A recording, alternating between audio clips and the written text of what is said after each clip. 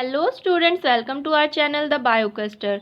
कैसे हो बच्चों आप सब? I hope you all are doing well. तो बच्चों, आज का जो टॉपिक है वो है इंडियन पॉलिटी। एमएनएस का फॉर्म फिल किया है तो आप सब मोस्टली क्या सभी बच्चे जो हैं वो पीसीबी से हैं, साइंस साइड से हैं। तो जो पॉलिटिक्स और आपका हिस्ट्री और ज्योग्राफी वाला सिलेबस है ये हर बच्चे के लिए थोड़ा ट्रिकी है, थोड़ा डिफ़िकल्ट है, क्योंकि हमने 10th के बाद तो एसएसटी उठाई ही नहीं है, हमने उसकी शक्ल भी नहीं देखी है। तो ये टॉपिक मुझे भी बहुत टफ लगता था।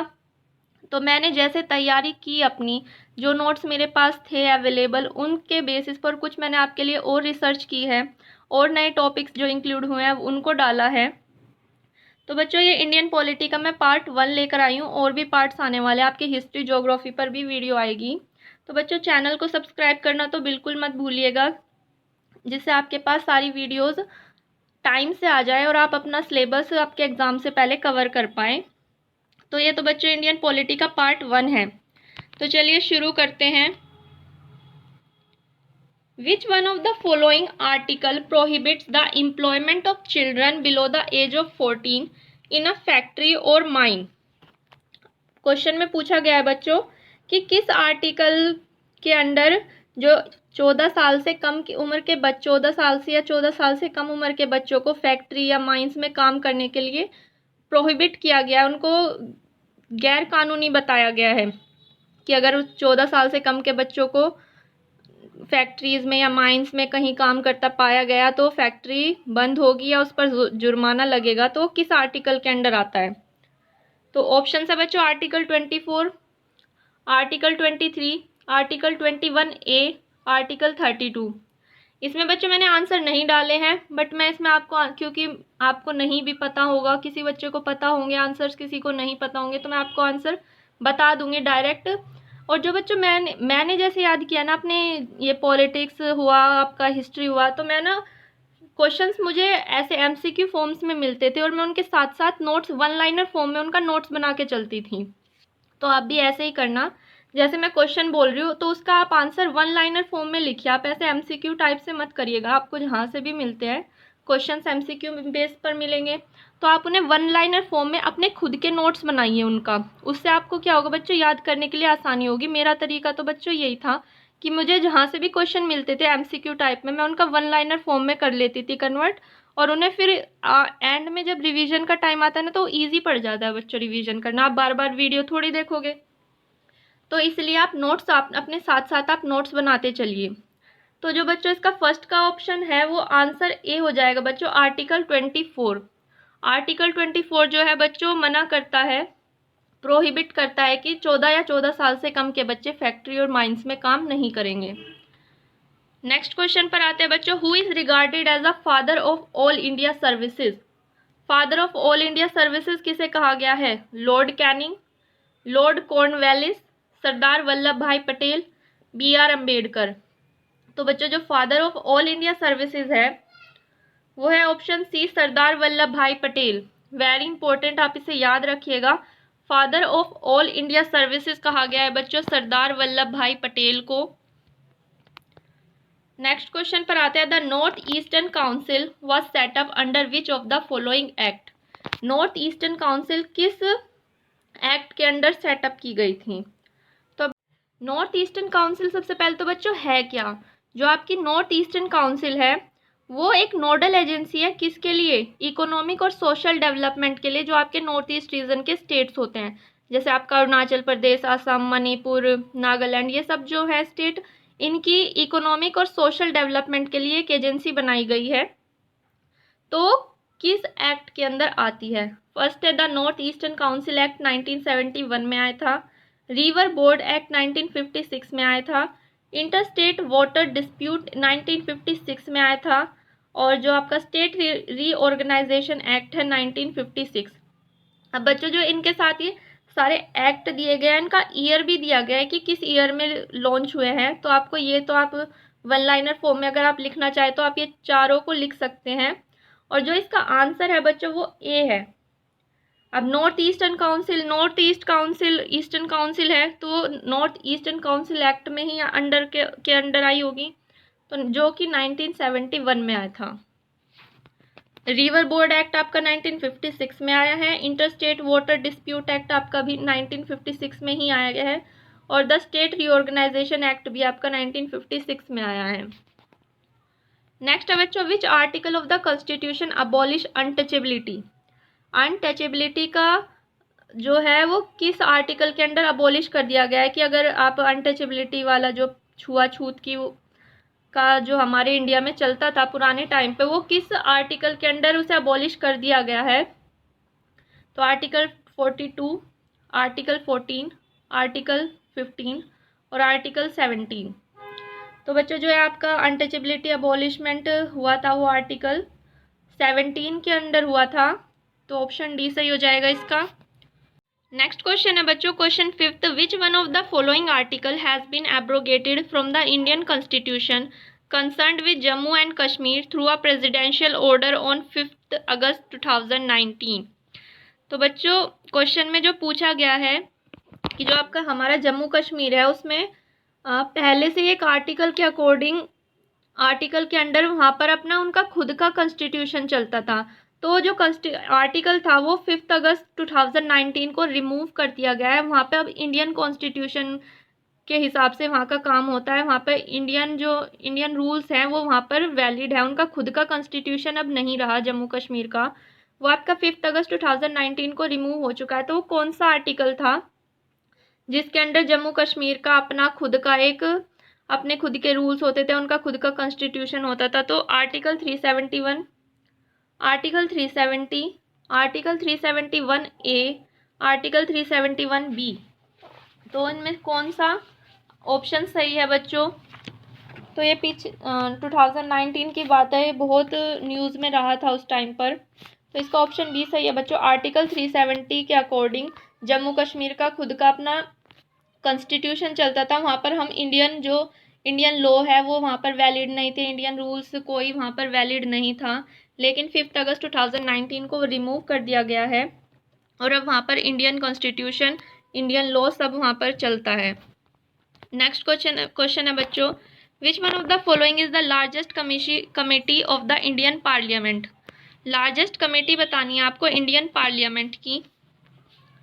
तो the committee on public accounts, the committee on public undertaking, the committee on petition, the committee on estimates. तो इसका ऑप्शन बच्चों आपका ऑप्शन डी सही हो जाएगा। एस्टिमेट कमेटी जो है बच्चों आपकी वो सबसे लार्जेस्ट कमेटी है इंडियन पार्लियामेंट्स की। और इसका पर्पस क्या है कि जो एस्टिमेट कमेटी है बच्चों वो उसका पर्पस है कि वो जो गवर्नमेंट मिनिस्ट्रीज़ और डिपार्टमेंट्स हैं हमारे, उनके एक्सपेंडिचर को, उनका फंड्स के यूटिलाइजेशन को फंक्शन करती है। आप वो सारा देख रेख सब एस्टिमेट कमेटी के अंदर आता है कि जो आपकी गवर्नमेंट मिनिस्ट्रीज़ है, डिपार्टमेंट्स है, उनमें कितना एक्सपेंडिचर हो रहा है, फंड्स का कितना यूटिलाइजेशन हो रहा है, तो वो सब एस्टिमेट कमेटी देखती है और ये इंडियन पार्लियामेंट की लार्जेस्ट कमेटी है। नेक्स्ट क्वेश्चन पर आते हैं, the election commissioner are appointed by. Election commissioner को कौन अपॉइंट करता है। A prime minister, B governor, C president of India और डी काउंसिल ऑफ मिनिस्टर्स। तो बच्चों इसका ऑप्शन सी सही हो जाएगा। प्रेसिडेंट ऑफ इंडिया आपका इलेक्शन कमिश्नर को अपॉइंट करता है। अब प्रेजेंट टाइम पर आपको बताना है कि आपका प्रेजेंट टाइम पर इलेक्शन कमिश्नर कौन है, चीफ इलेक्शन कमिश्नर आपका कौन है। तो आपका जो बच्चों प्रेजेंट टाइम पर चीफ इलेक्शन कमिश्नर है वो है राजीव कुमार। राजीव कुमार, याद रखना बच्चों, आप इसे भी नोट कर लीजिए। अगर आपसे ये क्वेश्चन नहीं पूछा जाता तो आपसे पूछ सकते हैं कि आपका प्रेजेंट टाइम पर चीफ इलेक्शन कमिश्नर कौन है। तो राजीव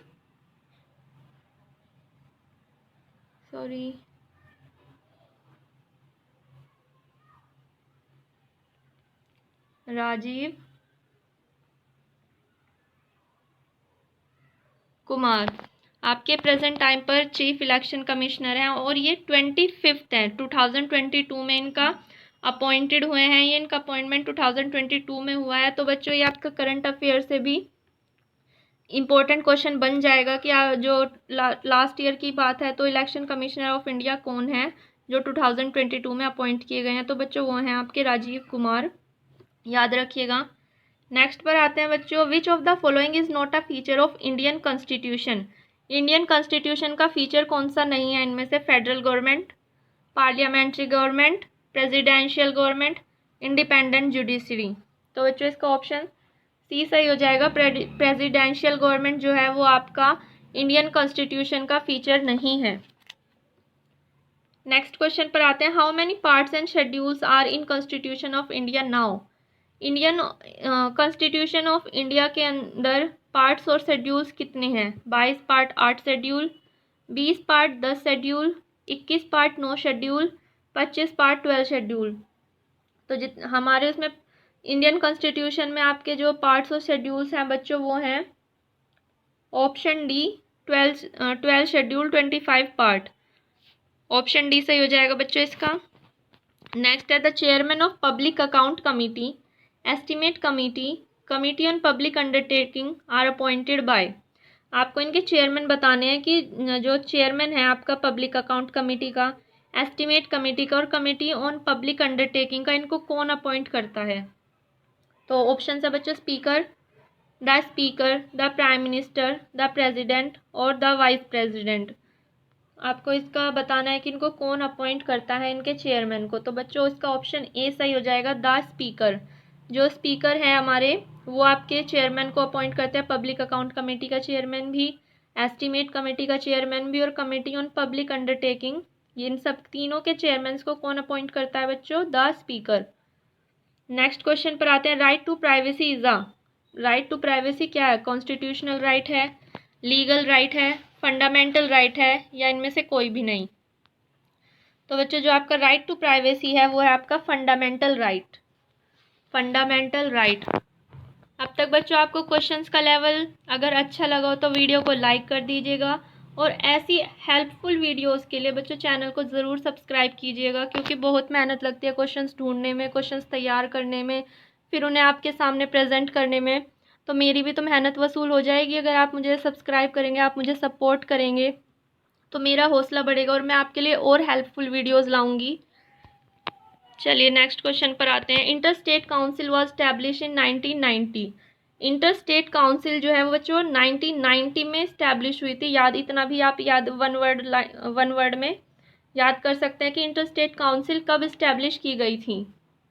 तो बच्चों 1990 में स्टैब्लिश हुई थी during the prime ministership of. तो आपसे क्वेश्चन में पूछा गया कि उस टाइम पर जब आपकी इंटर स्टेट काउंसिल स्टैब्लिश हुई थी 1990 में, तो उस टाइम पे आपका प्राइम मिनिस्टर कौन थे? तो बच्चों इसका ऑप्शन बी सही है। ऑप्शंस में इंदिरा गांधी, वीपी सिंह, राजीव गांधी, पीवी नरसिम्हा राव। तो बच्चों इसका ऑप्शन बी सही है, वीपी सिंह। उस टाइम 1990 के टाइम पर जब इंटर स्टेट काउंसिल स्टैब्लिश हुई थी तो उस टाइम प्राइम मिनिस्टर जो थे बच्चों वो वीपी सिंह थे। और इंटर स्टेट काउंसिल बच्चों आपसे क्वेश्चन में ये भी पूछा जा सकता है कि इंटर स्टेट काउंसिल कौन सी कमीशन के अंडर आती है। अब कमीशंस के क्वेश्चंस भी आएंगे आगे, तो डिफरेंट कमीशंस है, उसके अंदर कुछ ना कुछ ये ऐसे इस्टेब्लिशमेंट होते हैं। तो इंटर स्टेट काउंसिल जो है बच्चों वो सरकारिया कमीशन के अंदर इस्टेब्लिश हुई थी, सरकारिया कमीशन के अंडर इस्टेब्लिश हुई थी। याद रखना inter state council Sarkaria commission, Sarkaria, ये ए है, सरकारिया कमीशन।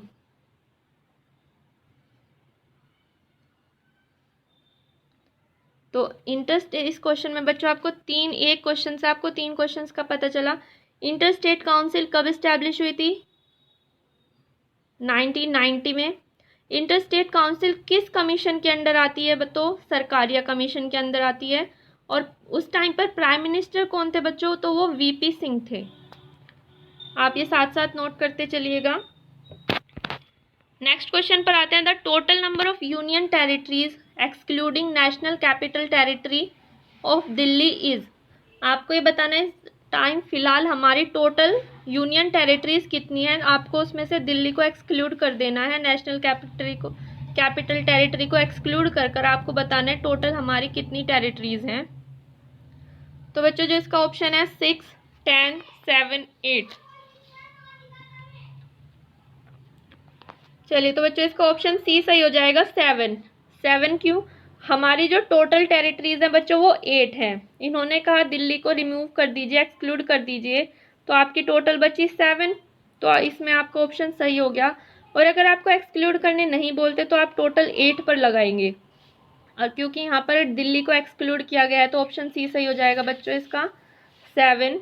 और टोटल स्टेट्स बच्चों आपके 28 हैं, स्टेट आपके 28 हैं और कैपिटल टेरिटरीज आपकी भी टोटल 8 हैं और आपके स्टेट 28 हैं। नेक्स्ट क्वेश्चन पर आते हैं। The member of Rajya Sabha are elected by, Rajya Sabha के मेंबर्स को कौन इलेक्ट करता है? Elected member of the legislative assembly या people, elected member of the legislative council या ऑप्शन डी लोकसभा।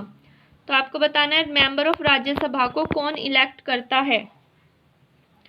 तो बच्चों जो मेंबर ऑफ राज्यसभा हैं वो इलेक्टेड होते हैं बच्चों, elected member of legislative assembly, option A सही हो जाएगा। Elected members of the legislative assembly के इलेक्टेड मेंबर्स राज्यसभा के मेंबर्स को इलेक्ट करते हैं। नेक्स्ट क्वेश्चन है the power to decide an election petition other than the election of president और vice president is vested with. तो बच्चों इलेक्शन ऑफ प्रेसिडेंट और वाइस प्रेसिडेंट के इलेक्शंस के अलावा जो इलेक्शन पेटिशन है उसको डिसाइड करने की पावर किसके पास है? क्वेश्चन में ये पूछा गया है।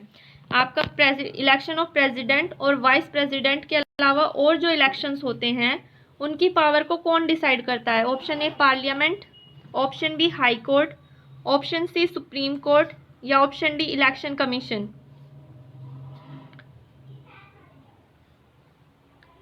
चलिए बच्चों इसका ऑप्शन बी सही हो जाएगा, हाई कोर्ट। आपकी पावर को कौन डिसाइड करता है? इलेक्शन पेटिशन पावर को कौन डिसाइड करता है? High court.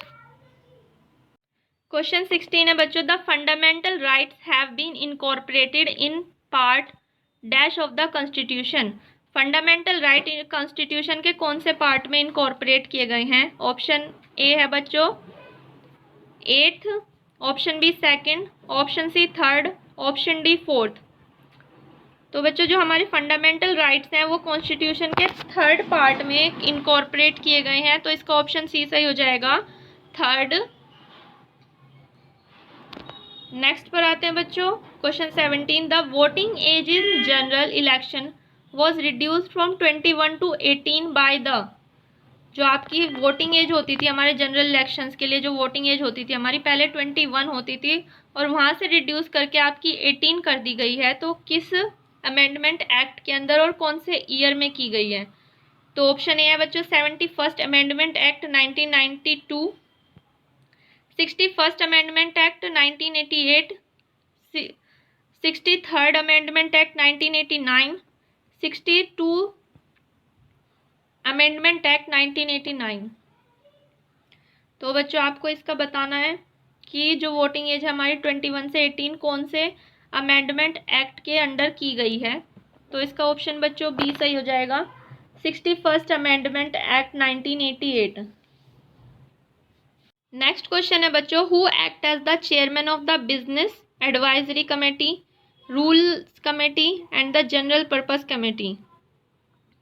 अब पहले क्वेश्चन में बच्चों था कि चेयरमैन अपॉइंट कौन करता है, अब इस क्वेश्चन में पूछा गया है कि एज अ चेयरमैन एक्ट कौन करता है business advisory committee, rules committee और जनरल पर्पस कमेटी में एज अ चेयरमैन कौन एक्ट करता है? तो ऑप्शन है speaker, the governor, the prime minister, the union home minister.